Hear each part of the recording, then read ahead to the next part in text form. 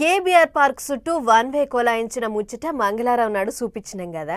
ఇక తొలుతనాడు ఆ తొవ్వ మల్పిర్రని తెలవక మస్తు అవస్థలు పడ్డారు జనాలు. ఎటు పోదామన్నా అంత కన్ఫ్యూజ్. ట్రాఫిక్లో ఇరుకబడ్డ చాలా మంది ఆఫీసులకు ఆలస్యంగా పోయిర్రు. మరి ఇక రెండో నాడన్నా ఆ తిప్పల పోయిందా లేదా, ప్రయాణం ఎట్లెట్ల నడిచిందో ఓ మల్క అట్లా పోయి అరుసుకున్న దంపారు. రైట్, మొదటి రోజు ఏ తొవ్వ ఎటు పోతుందో తెలవక చాలా కన్ఫ్యూజ్ అయిన జనాలు రెండో రోజు నాడు జర్రంతా తొవ్వల పడ్డారు. కేబీఆర్ పార్క్ చుట్టూ వన్ వే చాలు చేసిరని ఆ నోట ఈ నోట అందరికి తెలిసింది.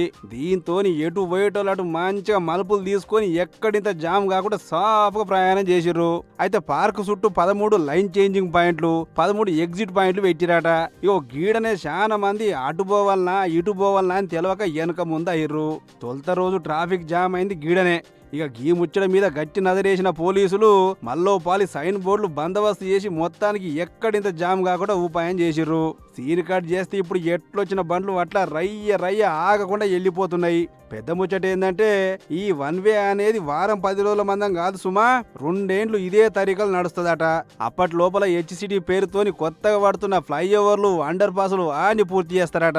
మంచి ముచ్చటే, కాకపోతే దినం చక్కగా వెళ్ళిపోయేటోళ్ళు ఈ వన్ వే జయంగా తిరిగి పోవాల్సి వస్తుంది. సీదా పోతే 1/2 కిలోమీటర్ తొవ్వ కూడా తిరిగి పోగా 5 కిలోమీటర్లు అవుతుంది అనేది ఒకటే గాని గా పనులన్నీ చేసేది మన కోసమే కదా. అవి పూర్తయిపోతే ట్రాఫిక్ అనేది ఉండదు, సిగ్నల్ అనేది ఇక ఏడ కనపడదు అని అంటారు పోలీసులు.